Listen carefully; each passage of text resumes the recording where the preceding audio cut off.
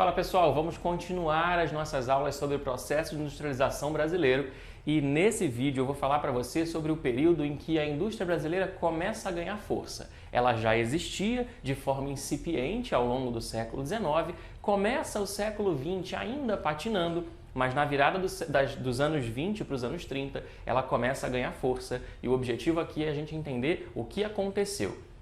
Uma dica importante para você. Quase tudo que acontece no Brasil em termos de política industrial, política agrária, crescimentos e encolhimentos da nossa indústria, dinamismo e perda de dinamismo, tem a ver com o cenário externo, tem a ver com a conjuntura internacional. Eu vou chamar essa aula aqui de período Vargas e a decolagem industrial porque eu quero fazer aqui uma metáfora, uma associação com um avião mesmo. O que aconteceu na indústria brasileira ao longo do século XIX e as primeiras décadas do século XX é como se fosse o avião que está ainda ali taxiando. Ele está andando, ele está em movimento, mas ele ainda está no chão do aeroporto. O que vai acontecer no que a gente está chamando aqui de período Vargas, que se estende ali dos anos 30 até a década de 40, é um processo de decolagem. O avião vai começar a ganhar velocidade para sair do chão. E o que possibilitou essa decolagem? Uma associação de fatores. Dois deles são muito importantes. A gente vai ter, como você já sabe, uma crise agrícola interna associada a uma recessão global. No Brasil, internamente, não valia mais a pena investir em café ou em outros gêneros agrícolas. O capital, portanto, foi direcionado para a indústria. Para melhorar, para a indústria, para melhorar tem que melhorar para alguém, para a indústria, a gente tem uma recessão global. Essa recessão global, que se estende ao longo de toda a década de 30, ela significa que a indústria nacional, o capital nacional investido na indústria, ele está protegido. Não vai haver significativa concorrência da entrada de produtos industrializados do exterior, porque o mundo está vivendo um período de fechar a casa e fazer o balanço, por conta lá das consequências da crise de 1929. Bom, então vamos ver o que o governo Vargas vai fazer diante dessa nova conjuntura.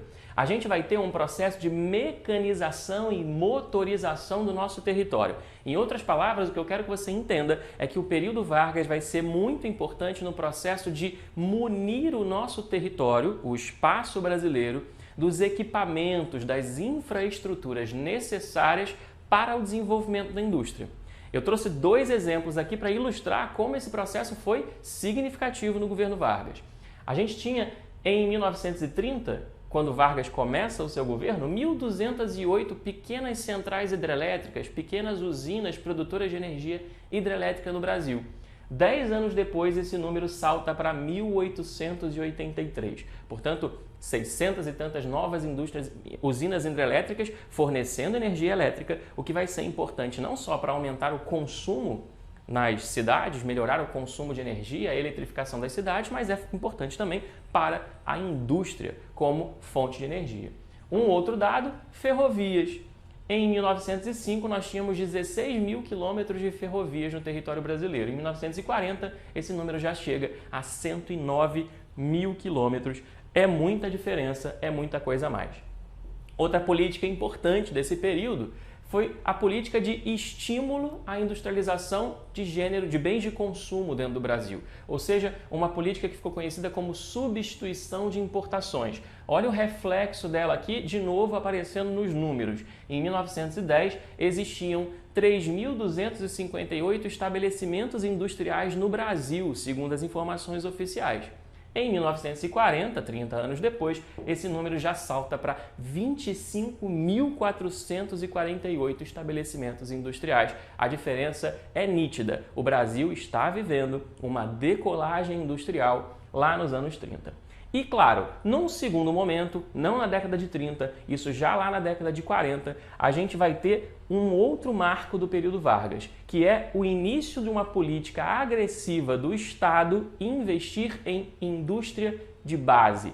Indústria de base, a gente tem um vídeo sobre isso, você já deve ter visto, é aquela indústria que é fundamental para o surgimento de outras indústrias, porque ela vai pegar a matéria-prima bruta, vai processar essa matéria-prima e entregar para outros setores da indústria seguirem o seu trabalho. Por exemplo, metalurgia, siderurgia, celulose e tantos outros, petroquímica.